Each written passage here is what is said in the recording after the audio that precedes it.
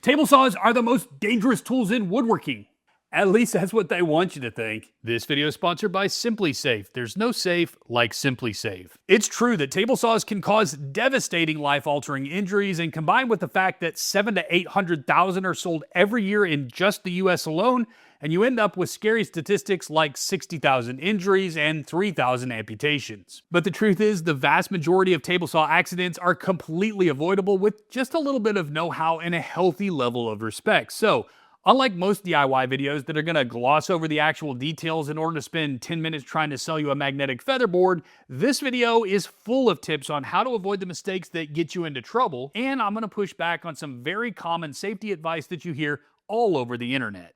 The best way to be set up for success is to set up your table saw correctly. Yeah, I actually wrote that joke down. None of the other tips in this video even matter if your table isn't properly set up first, and the biggest things you need to check for are the miter slots parallel to the blade, and is the blade parallel to the fence. This is the first way to prevent the #1 injury at a table saw, which is a kickback.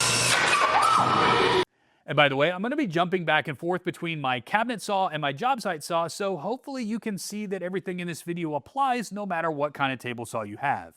Kickback happens when the material you're cutting rides up the back of the saw blade and comes flying at you in fractions of a second. If your rip fence is aligned even a little bit towards the back of the blade, it's going to put you in prime position to experience a kickback because the board's going to be pinched in the worst possible spot. And in the worst case scenario, it can actually drag your hand right over the spinning blade, which is the only injury that's going to make you forget all about the pain of that board rocketing into your body.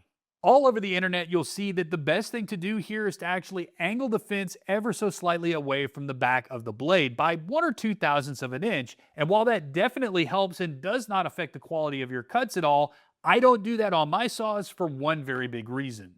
You're going to notice that most table saws allow for the fence to be placed either on the right or the left side of the blade. They even have measuring scales on both sides for this very reason. Because I don't do it very often, I am never going to remember that this is angled away from the blade on this side, but when I put the fence over here, it's now angled towards the blade, which is going to set me up for a kickback. So I just prefer to keep my fence parallel to the blade at all times. And checking for parallel is something that's really easy to do. Just use a ruler or a square and set the fence so that you just barely touch the front tooth. Then rotate that tooth to the back side and check it back here. If the ruler gets pinched or stuck, or there's a gap, you need to adjust the fence into parallel. You should repeat this same setup procedure with the miter slots to make sure that they're parallel to the blade as well. Just reference the inside edge of the miter slot or go out and buy an expensive jig with a dial indicator if you really want to chase perfection all the way to a 10,000th of an inch. I don't find it necessary to get that perfect with material that's going to move on its own anyways, but you do you. I'm not here to ruin your fun. Different saws are going to have different ways of making this adjustment, so the best thing to do is just consult your user manual, or better yet, search YouTube and watch somebody do it on your specific saw. And don't make the same mistake I did and just assume that right out of the box these things are all tuned up. The miter slots on this saw were horribly out of parallel, which drives you crazy thinking that your miter gauge isn't square when it's really the saw. So before you even plug your saw in for the first time, be sure to check these things. The risk of a kickback is going to go way down if you make sure to install your table saw's riving knife or blade guard. The riving knife is just that shark fin looking thing that rides up and down along with the blade when you raise it. And one important safety note is that a riving knife is not the same thing as a splitter. A splitter is a stationary tool that sits behind the blade that keeps the workpiece from pinching the blade, but a splitter doesn't provide the same level of protection against kickback that a riving knife does because it doesn't move along with the blade. A final checklist to run through before you power on your saw is to never wear shirts with loose-fitting sleeves or drawstrings. I always pull mine out of my hoodies, and I always wear hearing and eye protection. And this one is a personal choice and obviously doesn't apply to everyone, but I always wear a silicone ring when I'm in the shop. That way, if my hand does get mangled, this is much easier to cut off. And while you're at it, throw a coat of paste wax on the top. It doesn't matter if your table saw is made out of aluminum or cast iron, the wood's gonna slide easier, your cuts will be smoother, and it takes 2 minutes to apply and buff out. Wax on, wax off. Okay, blades. Your saw comes with one, and it's almost certainly junk. Even on the expensive saws, the stock blades aren't that good a quality, and you're going to want to upgrade that as soon as possible. In fact, I upgraded mine to a clock.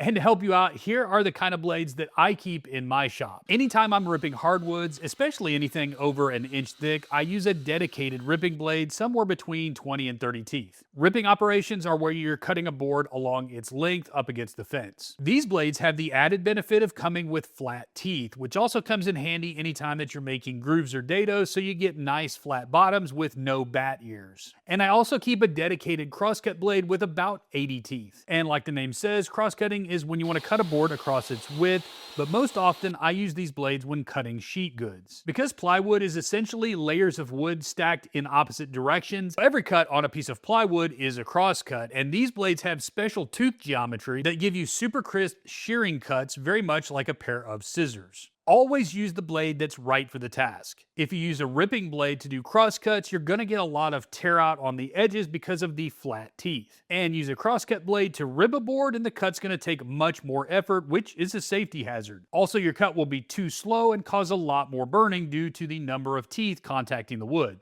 There is a third option, which is to use a general purpose blade. Now think of this like your jack of all trades, where you've got the tooth geometry of a crosscut blade, but a fewer number of teeth so that it can also be used for ripping operations. The downside of these blades, though, is that they don't do either job quite as well as their dedicated siblings. You can stack the deck in your favor by getting a really high-end blade like this one from Forest, but this is more expensive than either of these other two. So as a beginner, here's what I would actually recommend doing. Go ahead and buy the best dedicated ripping and crosscut blades that you can afford at the time, and use those blades whenever the quality of the cut matters the most. And then for everything else, just use the general purpose blade that came with your saw, and worry about upgrading to fancier blades as you move along in the hobby. Finally, time to cut. Now we're going to start with rip cuts, and this is probably the one you think you know the best, but it's actually the easiest to do wrong and where most table saw injuries occur. But first, never ever freehand a cut at the table saw. Always use the rip fence, or if you're cross cutting, use a miter gauge or a crosscut sled. And never reach over and grab an offcut and pull it back over the top of a spinning blade. If that falls into the blade or otherwise hits it, it's going to create a kickback.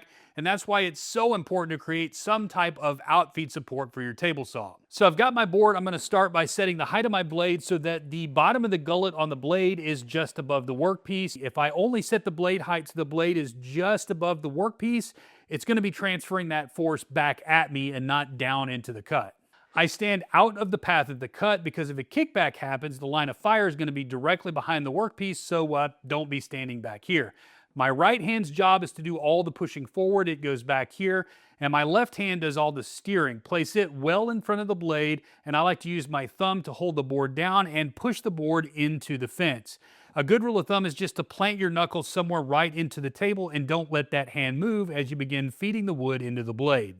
Well, I'm making this video so I can teach you how to protect yourself from your table saw, but that begs the question, who's protecting your saw and all the other tools you have when you're not around? Your best bet is to protect your investment with a security system from SimpliSafe. To keep my shop safe, I created a DIY security system that fits my exact requirements. Protecting what matters the most, like your home or your workshop, can get expensive and confusing. SimpliSafe fixes this by offering a low-cost option that you can install yourself in 30 minutes or less. First, I started with the base station. This is like the brains that make everything else work together. Then from there, it's just a matter of adding whichever sensors I need that fit my situation, like entryway sensors for doors, motion sensors for rooms, and even cameras that can keep an eye on things when I'm not around. And your whole system is visible right in the app. So if you happen to be out of town and you just can't remember if you locked the shop door or not, you can check that. And if you didn't, go ahead and lock that thing remotely and get on with the rest of your trip. And they even make water sensors to detect leaks that I'm going to put right next to my water filter, and fire and CO2 detectors, all of which can alert me before something turns into a disaster. And on top of all that, SimpliSafe offers professional monitoring of your system. So there's always another set of eyes helping you protect your investment. So protect that new table saw and anything else valuable to you by checking out SimpliSafe. Save 50% on your SimpliSafe system when you sign up for a professional monitoring plan, and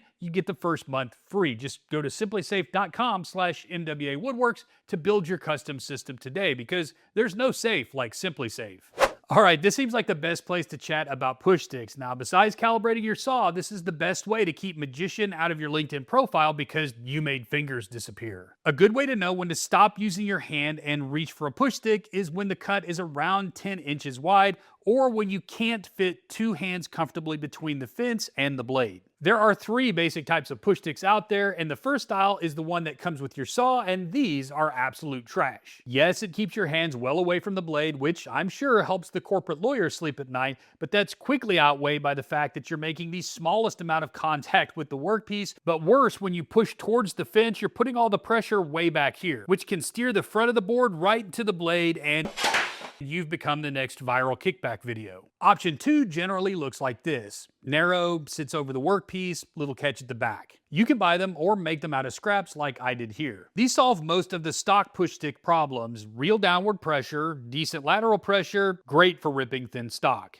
And option 3 is the push pad or the push block. The pad I think is a great option for cutting sheet goods, and it pulls double duty by being a great option at the bandsaw and the joiner, but it is a little too wide for making narrow rip cuts. So that's when I go to the push block instead. This is the most stable option, especially when you're cutting really small parts, and the adjustable foot lets you rip really narrow stock down to about 1/4 of an inch with full control. Two extras that I like about the gripper: the handle can be angled so that it naturally guides your hand into the fence when you're making a rip, so you keep that board against the fence, and it's got nice rubberized bottom so it doesn't slide around on you.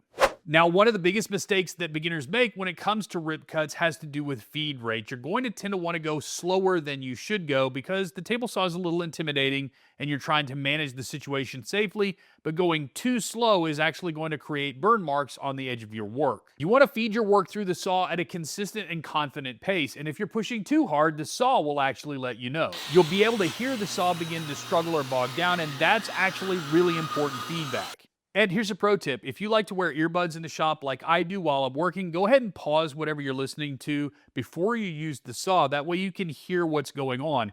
Getting that feedback is the #1 way of knowing that something isn't quite right before it becomes a real issue. If you're cutting something really thick or extra dense like this 8/4 oak, and the saw is struggling to complete the cut and you get a lot of burning, you need to re-examine your needs. It could just be that you're using an old dull blade, or it could mean you need to upgrade your saw to something a little more powerful if you're going to be cutting material like this on a regular basis. Never stop the cut while the workpiece is still in contact with any part of the blade. I had one of the most eye-opening close calls one time when I had dozens of the same size strip to cut. Complacency had kind of set in as I was getting in the groove, and I accidentally took my push stick off the workpiece before it had cleared the back of the blade. The saw fired that strip like a javelin through the back wall of my shop, through the insulation in the wall, and broke the drywall on the inside of the house, narrowly missing this large mirror. Another tip to mention here is how to deal with your push stick when you're making cuts on long boards like this, because remember, you don't want to stop the cut midway through. So what I like to do is park my push stick right up here on top of the fence. If you don't have a caddy like this, then just put it right here on the other side. And the move here goes like this: when I'm making the cut and the back of the board crosses onto the tabletop, I temporarily use my left hand to power the cut, and then I use my right to grab that push stick and finish the cut all in one motion. A cross cut is what you're doing when you cut across the grain of the wood. Or if you're cutting a piece of plywood, it's when you're cutting across the narrow dimension. Now, the rule that you hear all the time on the internet is never use the fence when you're cutting a board that's wider than it is long.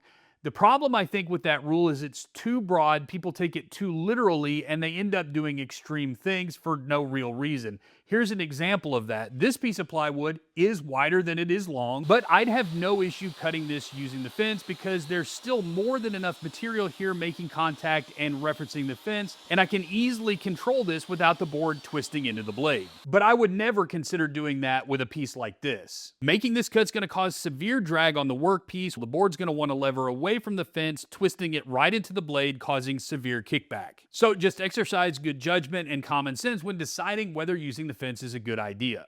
Or you could just take the easy way out and make a crosscut or a panel sled. You can make these for pretty much any table saw, just make it big enough to hold your panel in place while you guide it safely across the blade. I'm not going to go down the rabbit hole of crosscut sleds and how to build them in this video because, well, I've already done that in others before, which I will link down below.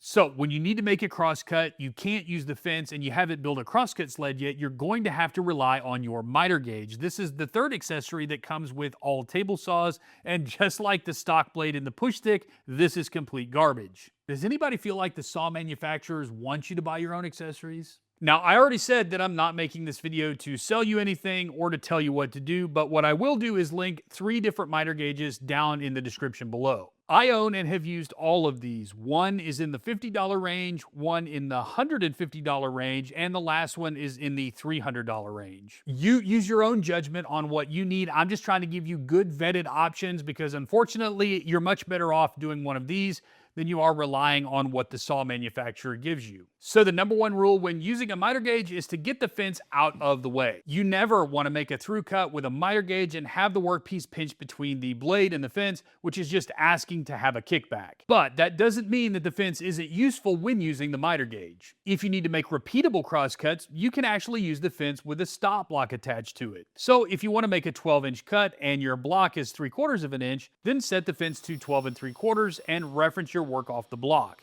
This way there's plenty of room for the offcut and it won't bind on the fence. The only other time that it's okay to use the fence with a miter gauge is for non-through cuts, so think dados and rabbits. All right, so I've already told you about the 3 accessories that I feel like are non-negotiable anytime you buy a new table saw. But in the spirit of not selling you things, I thought it only fitting to include 3 more accessories that I think you can completely ignore, at least to get started. And number 1 is feather boards. For me, this has to be one of the biggest wastes of money because I just never use them. I don't remember the last time I had one on my saw, and I rarely think to myself it would be a good idea to use one. Because with the right push stick in hand, I don't need one to hold down my work, and I never use them to press the work against the fence because I already have my other hand for that. And besides, with hardwood lumber, each board that you buy is going to be a different width, so adjusting this back and forth constantly is just a time-wasting nuisance to me. Number 2 is setup blocks or 1, 2, 3 blocks.